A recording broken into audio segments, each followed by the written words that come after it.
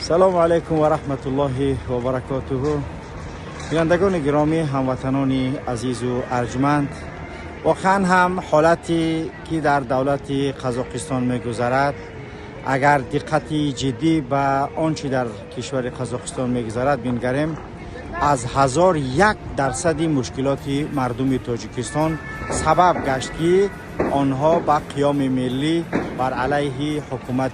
قزاقستان به پا خستند و این دلالت از آن میکند که برای 10 روبل یا 20 روبل بلند برداشتن قیمت گازی ژیژنی یا شما که میگن گازی، خب معلوم است که دما گازی ژیژنی میگویند، دیدید که چگونه یعنی مردم با پا خستند و چگونه از حکومت قزاقستان طلب نمودند تا اینکه آن را پایان برد و دیدید که پرزیدنت این کشور جانمرد توقایف تمام حکومت را به استعفا فرستاد و سروزیر جدید انتخاب کرد، ولی هنوزم مردم معترض و مردمی که با پا خستند تا به حال ننشستند و اگر دقت خود را به مسئله پلیس و آنچه که نیروهای قدرتی کشور اگر اهمیت جدی بتیم میبینیم که اصلا آنها گفتند که چی، ما به طرف مردم تظاهرگر اصلا یگان تیر نمیکشاییم. این هم دلالت از آن میکند که وقتی که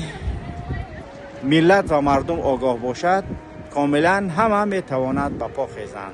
و حکومت را وادار و مجبور سازند که آنچه طلبات آنهاست آن را برآورده سازد. اما در تاجیکستان ما حکومت هر چی میخواهد میکند،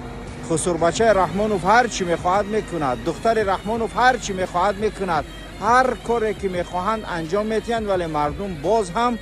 منتظر و آرام نشستند تا اینکه ملک از آسمان بیاید و ما را از دست این عائله نجات دهد، در حالی که هیچ ملک از آسمان نمیفراید برای نجات من و تو. تنها و تنها نجات همسر، زن و برادر و خواهر و نزدیکان ما و شما، یعنی که در دست ما و شماست. اگر ما صدا بلند نکنیم پس مطمئن باشید که ظلم رحمانوف و ظلم دختران و دامادهای بیشمار رحمانوف بالای ما روز به روز بیشتر شدن میگیرد. تنها و تنها یک جا بودن، تنها و تنها متحد بودن بر علیه این رژیم است. ان شاء الله این نوید خوبه بود که در آغاز سال 2022 از قزاقستان شروع شد و ان شاء الله که حتما پیک پیروزی و نسیم آن به مردم ما و دولت ما نیز ان شاء الله که تاثیر خود را خواهد رسانید. سلام علیکم و رحمت الله.